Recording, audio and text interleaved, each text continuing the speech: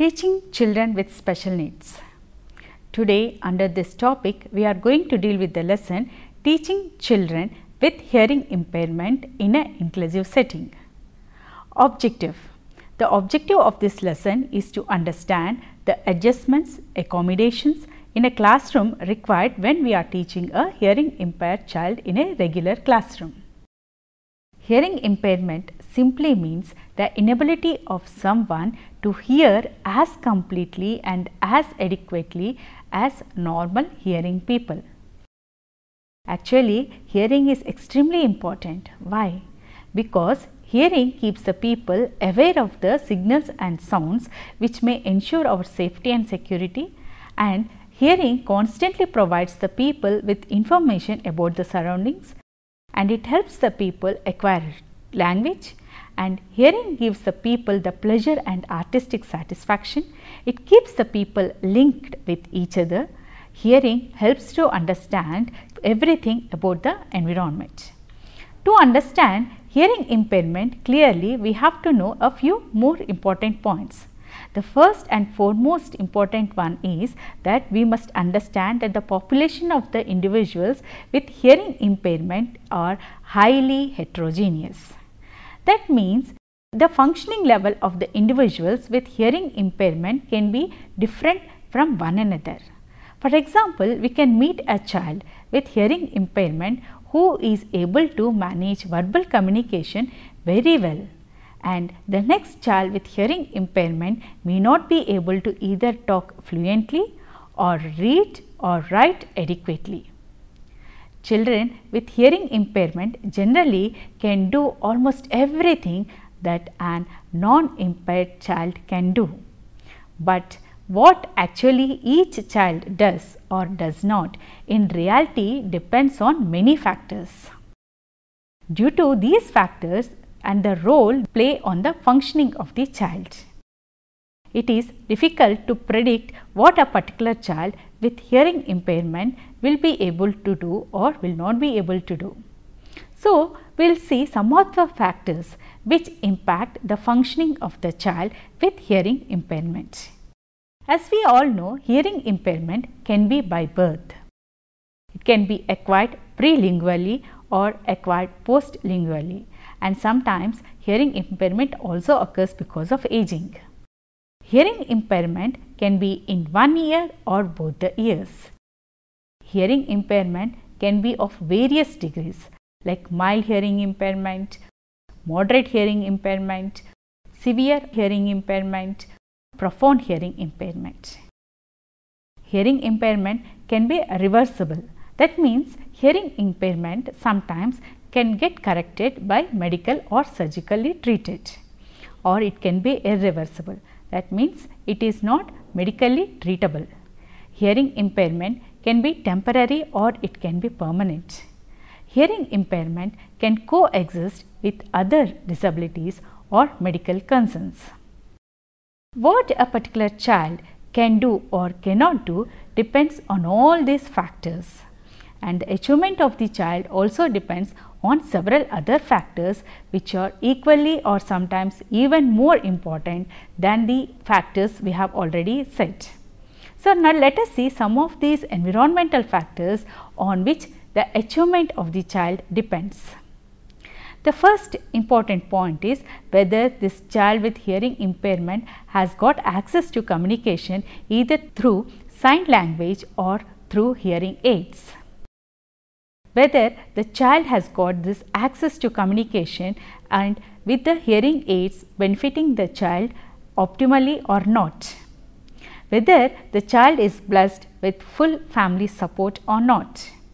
Another important environmental factor is that whether the child got a timely early childhood intervention or not. As we all know, hearing impairment is a very broad term and can be used to describe the complete or partial loss of hearing. Hearing impairment can be difficult to identify early because babies are all who are born with deaf will use their voice. They gurgle, babbling will often be synchronized with the caregivers as a result of the facial expression, body tension and movements. So, the greatest challenge for the persons with hearing impairment is difficulties with communication, because majority of the people focus on the oral communication methods. Even as teachers and parents, we often forget that communication includes the movement and facial expression in addition to the sound. It is therefore very important that communication in a way that seems very natural for us, using all modes of communication, movements, facial expressions, sounds and words. So, after knowing about what is hearing impairment, now let us see what is the importance of the early and appropriate intervention.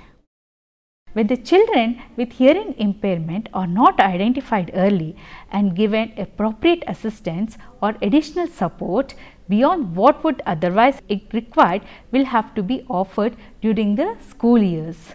And even the children with mild hearing loss can miss much of the spoken information and discussions in the classroom unless we are aware of their hearing loss and make the changes the way we teach and interact with them. Many children with hearing impairment are inappropriately labeled as having problem behavior or learning difficulties. It is important that we realize how difficult it is for many children who have profound hearing loss to develop language unless they have access to the early intervention programs and the sign language instructors or personal tutors. Now, we will see the modes and means of communication these children with hearing impairment will have. The modes and means of communication. Children with hearing impairment use oral or manual means of communication, or sometimes a combination of both.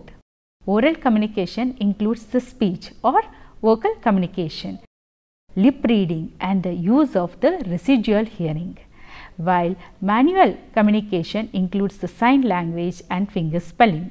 So, the total communication is a combination of both oral and manual communication.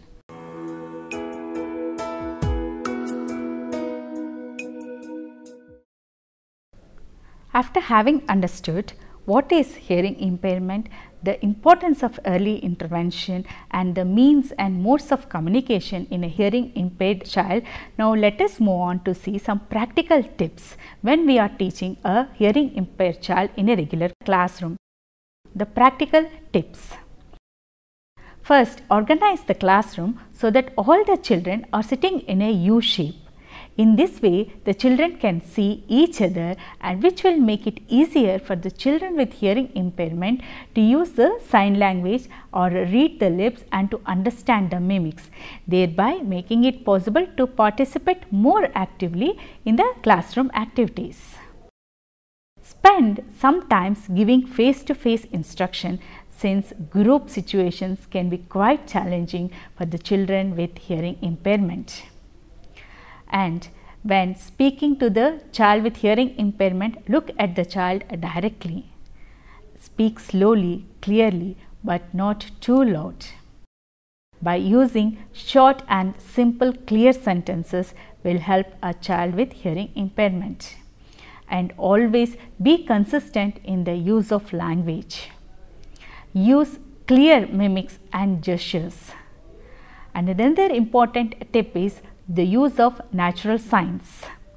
Work together with a audiologist to teach and encourage the child to use his or her residual hearing to a maximum extent possible. Even if the preferred means of communication is sign language or manual language, the residual hearing should be encouraged in the child.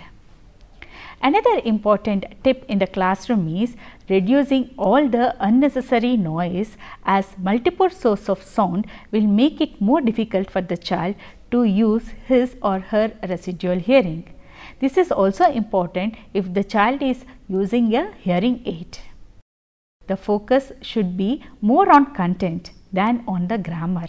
When assessing the writing of the children, primarily using the sign language for communication, because grammar of sign language is very different and difficult from the written languages. So, these children are in fact writing in a second language. Now, we will see what are the need for specific approaches.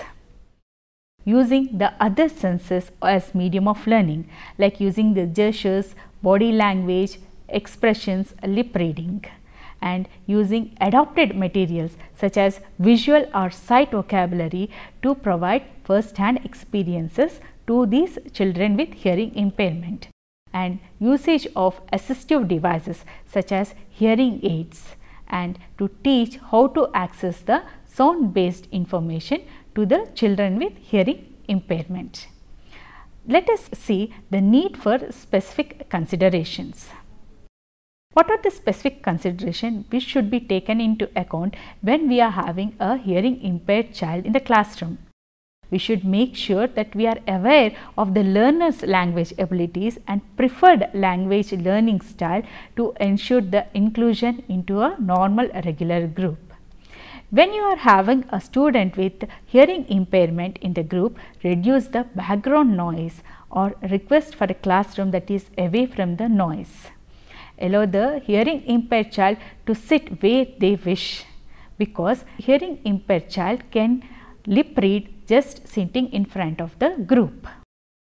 Face the hearing impaired child directly when speaking to the child, and always keep in mind to use a clear speech. And make sure the room is well lit to allow the student with hearing impairment to see the facial expressions and lip reading.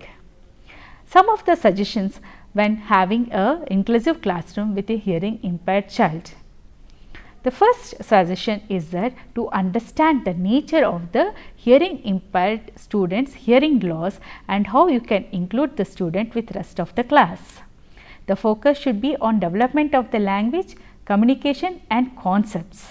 If possible, assistance can be taken from the experts, educators and family members, the speech therapists, to enhance the teaching in an inclusive classroom. So, these are some of the practical tips which can be used in a regular classroom when having a hearing impaired child in the class.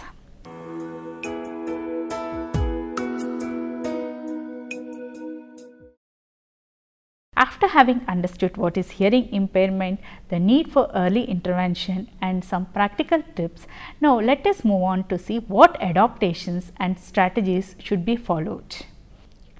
Adaptation.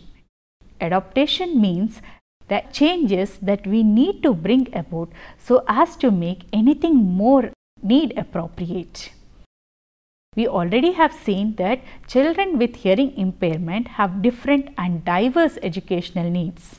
Hence, it becomes very obvious that they need an adaptation in the curriculum.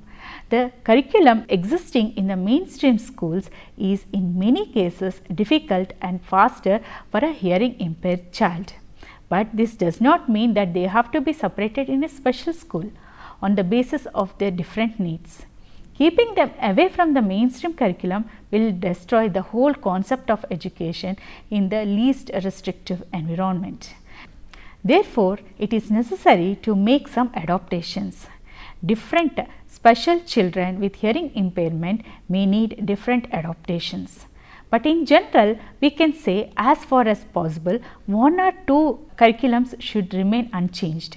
In an ideal adaptation, the content is not changed. Instead, the teacher provides multiple means for students to learn and respond. This is not at all difficult.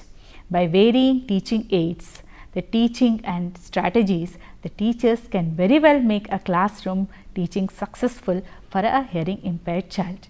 It is for the teachers to provide a learning environment and introduce supporting material to make learning easy for a hearing impaired child.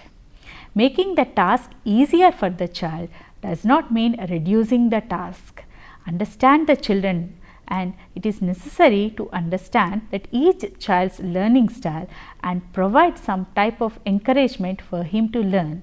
Each child with hearing impairment is unique in his or her communicative needs. Though all the children have this hearing loss in common, all of them have different degrees and types of hearing losses. Few of them can benefit from hearing aids. Some need additional support like speech, reading and visual information. Some of them may respond quickly, but sometimes they may be unable to make appropriate or proper utterances because their speech is inadequate or because their language or vocabulary is insufficient to express themselves. Their communication also gets affected by the group size and other children who expresses vocally or verbally. It requires different methodologies for learning purposes without making substantial changes in the subject area. A good teacher can teach all children effectively irrespective of their disabilities. Teaching from textbooks. Textbooks are the most significant learning resource. However, because of language inadequacies, the textbooks contribute difficulty experiences by the child with hearing impairment. So, the textbooks are actually written for the non-impaired students without language difficulties. So, these textbooks may concentrate only on the content, not paying much attention to the language. They may lack a conceptual coherence. Sometimes the text is on high concept density. This means new vocabularies and terms are introduced by the textbooks are vast. Children often need some adaptations because of these high concept density textbooks. Now, let us see how the textbooks can be adopted or modified for the child with hearing impairment. The first one is the language complexity. So, instead of using the large or complex sentences, the teacher can make it into a simple and short sentences by adding more examples to it. Organization of the content. Adding bullets or summarizing the points, numbering the points or underlining or highlighting the content helps the child with hearing impairment. And next important way of modification is visual support with illustrative examples so that it helps to understand the lesson and exercises. So, these are some of the curriculum adaptations a teacher can make when having a hearing impaired child in the classroom.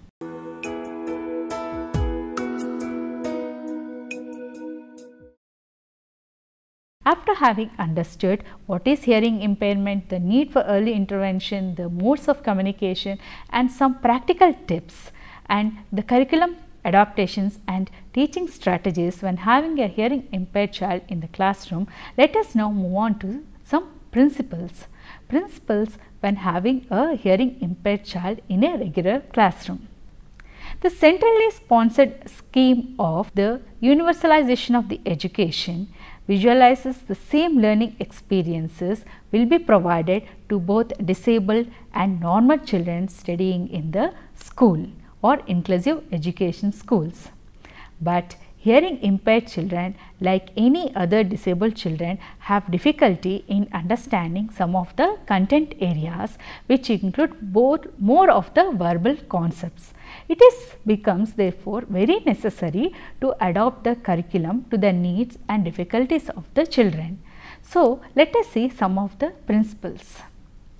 While adopting a curriculum to the needs of the hearing impaired child, the objective of instruction should be same for the hearing and normal child.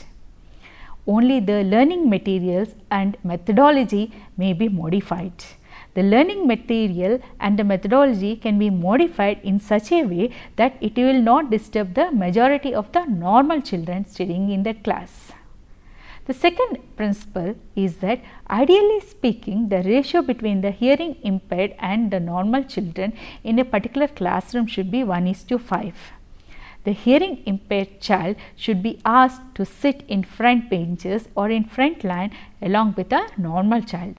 This will help the child to hear well. If a hearing impaired child is made to sit on one side in the front line, then the teacher must arrange to make sure that the better ear of the child is towards the class or towards the teacher.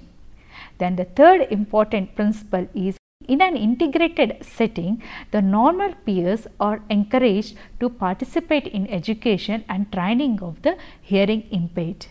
They can participate in correction of the specific learning problems, teaching spellings to the child, articulation, new concepts and some other curricular activities. Then the fourth principle is that the teacher has to see that the hearing impaired child is using the hearing aid regularly in the class, so that he can check from time to time the working condition of the hearing aid also. The next principle is, the hearing impaired child need to develop adequate speech and language patterns. Supportive aids like the recorded tapes, articulation charts, speech trainers, photo albums and concrete objects, visual cues should be used for speech training, speech correction and language learning. The hearing impaired child have difficulty in learning abstract concepts and difficult words. So, a holistic method based on fingers, pictures, concrete experiences, audio-visual aids, role-playing, dramatization, all these can be used in a holistic way to teach a new or difficult or abstract concepts.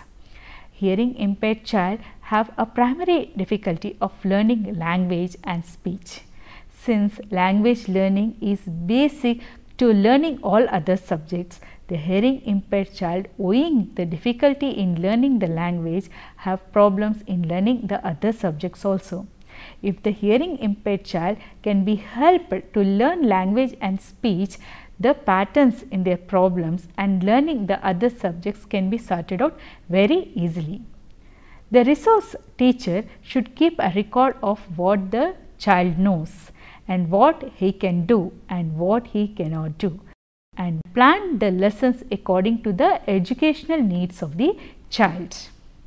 When teaching a hearing impaired child in a classroom, the adjustment of material and methodology can also be done with the resource room teaching. The teacher should identify the learning difficulty of the hearing impaired child subject wise and suggest the remedial exercises accordingly. For developing the sound discrimination and teaching the child to speak certain sounds, the resource teacher should give corrective exercise to the hearing impaired child in the resource room. Hearing impaired child have a faulty patterns of language, learning and usage also. Generally, they have a misarticulation problem and as a result, they also spell words wrongly. So, these are some of the teaching strategies and principles.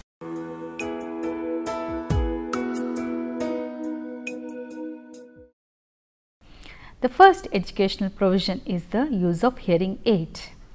Hearing aid is very necessary for hearing impaired children for their training and education, because hearing aid has been proved to be very effective. But the hearing aid should be selected according to the degree of the hearing loss. Since it is delicate and complicated instrument, it should be handled very carefully. Headphones and low speaking systems may also be used to enable the children to have a clear and stronger sound.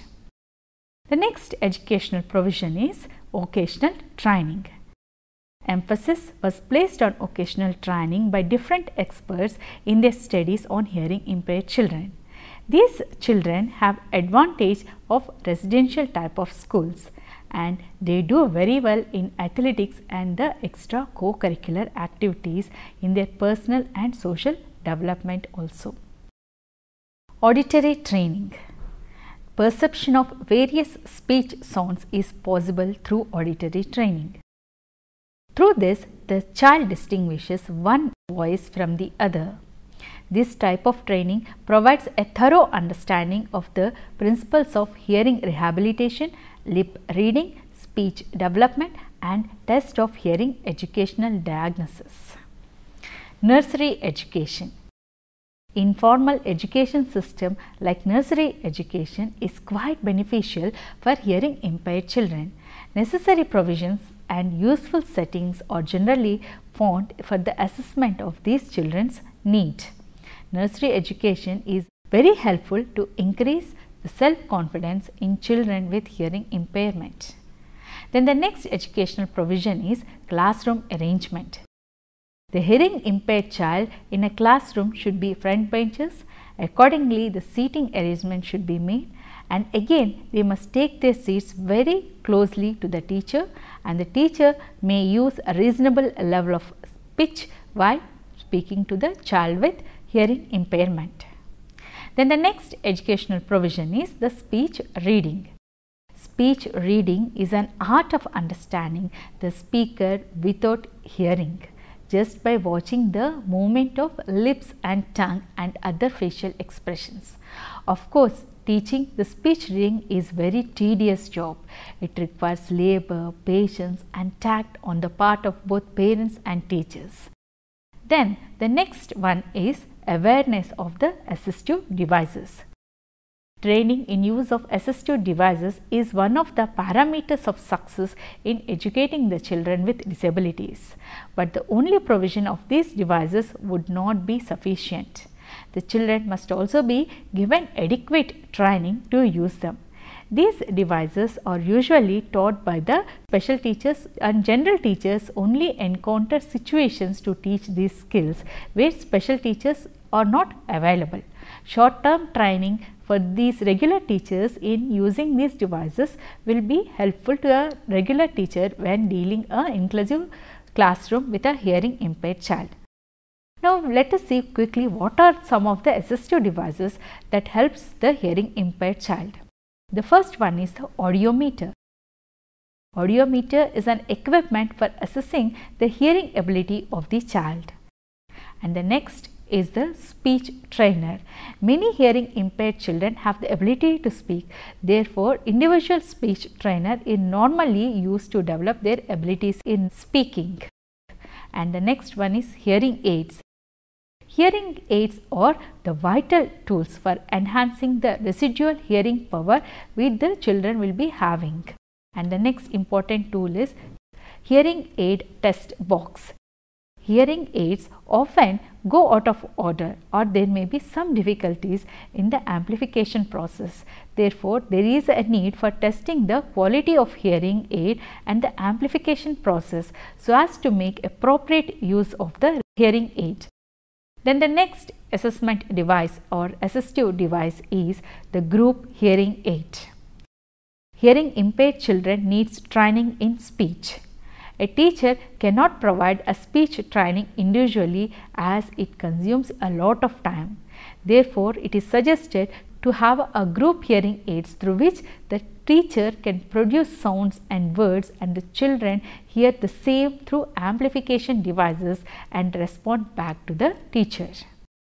So, we have understood today what is hearing impairment and the need for early intervention, and we also have understood some of the practical tips, the curriculum adaptations and the inclusive strategies or teaching strategies when having a hearing impaired child in a regular classroom. We understood that there is a range of inclusive teaching strategies that can assist all the students to learn, but there are some specific strategies that are useful in teaching a group which includes the students with hearing impairment. In considering the alternative forms of assessment, equal opportunity is not a guaranteed outcome, it is the objective. Keeping the instructions brief and uncomplicated is the objective when teaching the hearing impaired child. When repeating the instructions, present the lecture information in a visual format. These are some of our points or teaching strategies when teaching a child with hearing impairment in a regular classroom. Hope you have understood the lesson. Thank you.